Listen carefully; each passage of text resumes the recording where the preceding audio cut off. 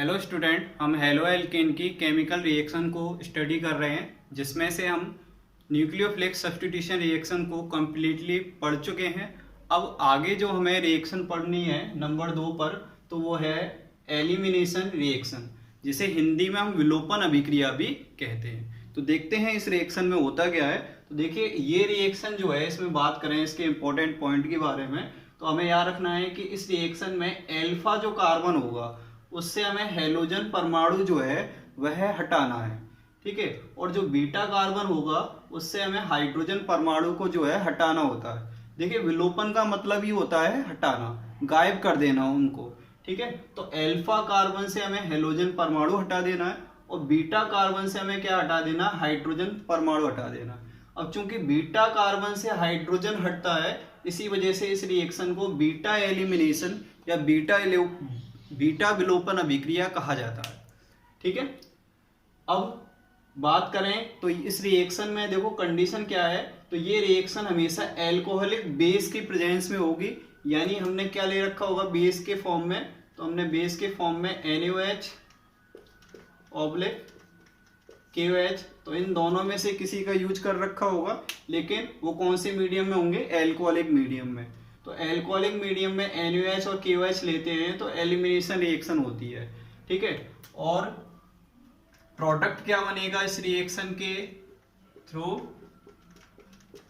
तो जब भी आप एल्काइल हैलाइड की रिएक्शन एल्कोहलिक बेस के साथ में करवाओगे तो एल्कीन का फॉर्मेशन होता है, ठीक है। तो एलिमिनेशन रिएक्शन में हमेशा एल्कीन का फॉर्मेशन होता है। अब ये होता कैसे है तो वो समझें। जैसे कि कोई एग्जांपल है, आपको एल्काइल हैलाइड दे दिया CH3 CH2Cl और हमें इसकी रिएक्शन करवानी है KOH के साथ में, और ये KOH कैसा है, एल्कोहलिक है, यानी किसी एल्कोहल की प्रेजेंस में करानी है। जैसे हमने ले लिया C2H5OH, तो इसके साथ में रिएक्शन करानी है और हमें बताना है क्या बनेगा। तो हमें ये तो पता है कि एल्कीन बनेगी, तो किस तरीके से एल्कीन बनती है वो देखते हैं। तो देखिए, इसकी मैकेनिज्म की बात करें, देखो मैकेनिज्म क्या होगा। सबसे पहले जो KOH है ये टूटेगा अपने आयनों में और क्या बनाएगा, K+ और OH- बना लेगा। तो OH- यहाँ हमारा नाभिक नहीं है, ये OH- क्या करेगा, वो इस एल्काइल हैलाइड से रिएक्शन करने आएगा, CH3 CH2 और Cl, इससे रिएक्शन करने आएगा। तो OH- क्या करेगा, अपने इलेक्ट्रॉन को जो है वो किसी एक हाइड्रोजन को दे देगा।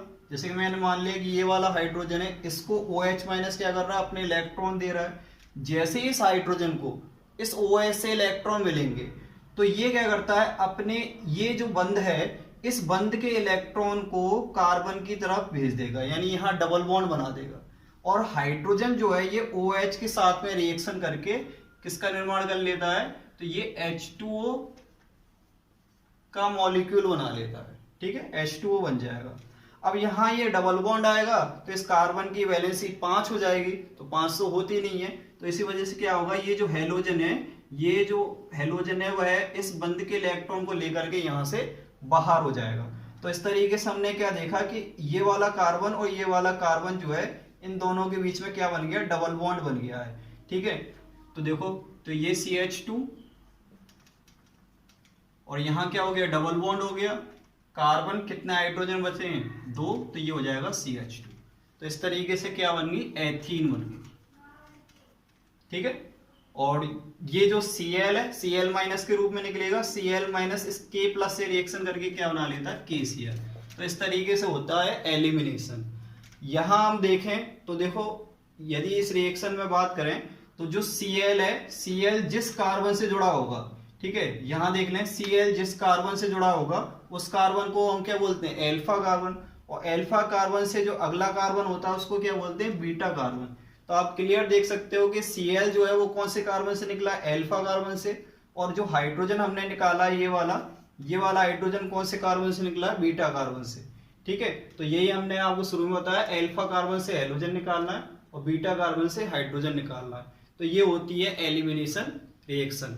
ठीक है, अब यदि हम बात करें तो इस रिएक्शन को हम सिंपल तरीके से भी, ये तो इसकी मैकेनिज्म हो गई, हम सिंपल ऐसे भी ध्यान रख सकते हैं। डायरेक्टली किस तरीके से है, जैसे कि आपको ये रिएक्शन दे रखी है, तो क्या करना है, तो आपको कुछ नहीं करना, जो भी एल्काइल हैलाइड दे रखा है आपको हैलोजन ढूंढना है। ये हमारा हैलोजन हो गया, तो हैलोजन जिस कार्बन से जुड़ा होगा वो अल्फा कार्बन, उससे अगला कार्बन बीटा कार्बन। ठीक है, तो ये हैलोजन यहां से हटा देना है और बीटा कार्बन से क्या कर देना है, एक हाइड्रोजन कम कर देना है, और अल्फा बीटा के बीच में डबल बॉन्ड, तो ये तो हो जाएगा CH2 डबल बॉन्ड CH2। ठीक है, तो यहां से मैंने Cl और यहां से क्या निकाला H, तो यानी HCl बाहर निकले, और साथ में हमारा कौन है KOH, तो ये अम्ल हो गया, KOH क्या हो गया, क्षार हो गया, तो अम्ल क्षार रिएक्शन कर लेंगे, क्या बना लेंगे KCl प्लस H2, यानी ये तो बनाना ही बनाना है, ये को प्रोडक्ट बनेंगे आपके KCl और H2, और क्या बनेगी, हमेशा एल्कीन बनेगी। ठीक है, आगे देखते हैं। यदि किसी एग्जाम्पल में 2 बीटा कार्बन दिए हो तब क्या होगा, तो जैसे कि CH3 CH Br CH2 CH3। ठीक है, हमें 2 ब्रोमोब्यूटेन इसकी रिएक्शन करवानी है एल्कोहलिक KOH के साथ।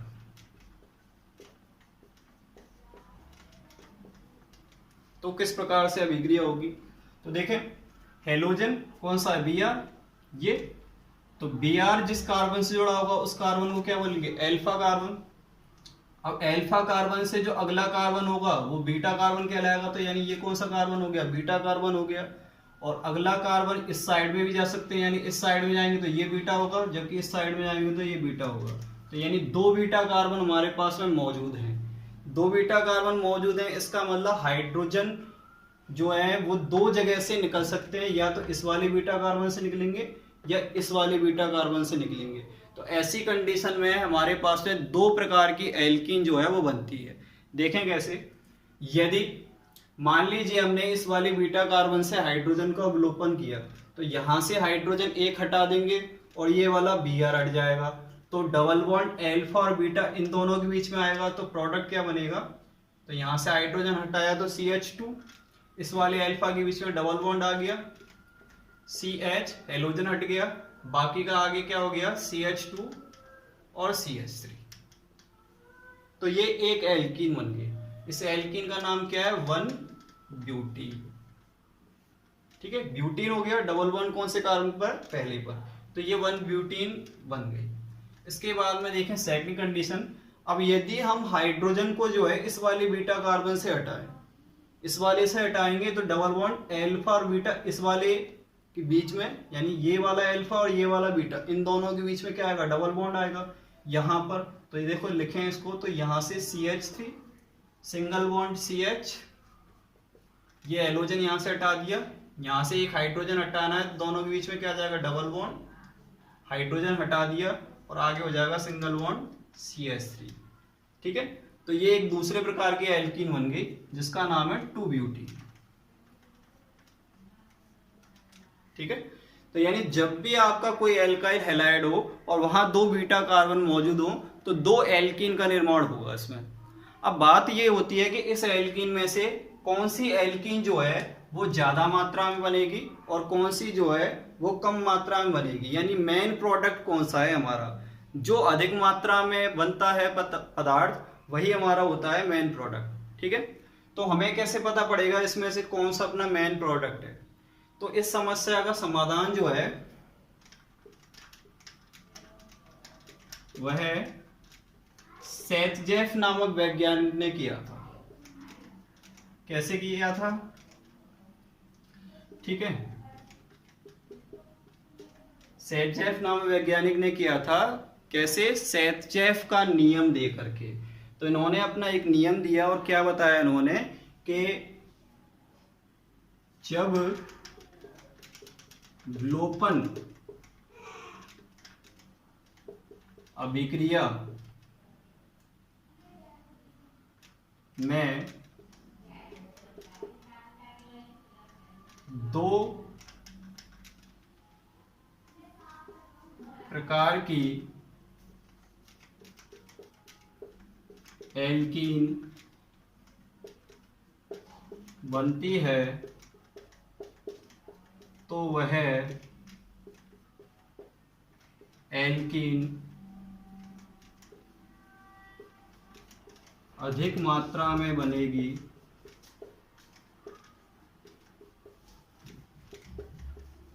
जिससे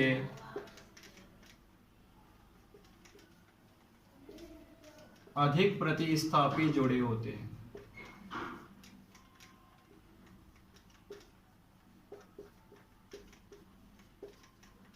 ठीक है, ये होता है सेतजेव का नियम। तो जब भी दो एल्कीन बनती है तो उस एल्कीन में से, उन दोनों एल्कीन में से वो एल्कीन ज्यादा मात्रा में बनेगी जिससे से अधिक प्रतिस्थापी जुड़े हैं। तो हमारे पास में भी दो एल्कीन बनी है, इन दोनों में से कौन सी ज्यादा बनेगी तो उसका पता हम सेतजेव के नियम से लगाएंगे। तो देखें प्रतिस्थापी की संख्या कैसे देखेंगे। तो एल्कीन में आपको क्या करना है कि जो कार्बन डबल बॉन्ड बना करके जुड़े हुए हैं उन कार्बन को हम रफली एक बॉक्स में बंद कर देंगे।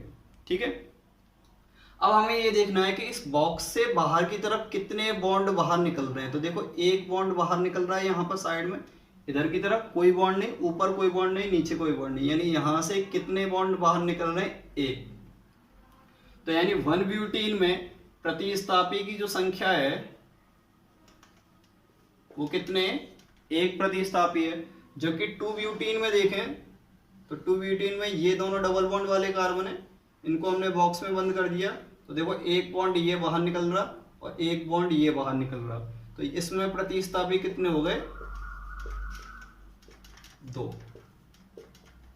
ठीक है, और सेतजेव का नियम क्या कहता है कि जिसमें अधिक प्रतिस्थापी जुड़े होंगे वही एल्कीन जो है क्या कैसी बनेगी, अधिक मात्रा में बनेगी। तो यानी हम कह सकते हैं यहाँ 2 ब्यूटीन जो है वो हमारा मेजर प्रोडक्ट होगा, यानी ये अधिक मात्रा में बनेगी, और जबकि 1 ब्यूटीन जो है वो कैसा होगा, माइनर प्रोडक्ट होगा, ये कम मात्रा में बनेगी। ठीक है, तो ये होता है सेतजेव का नियम। एक और एग्जांपल से समझते हैं।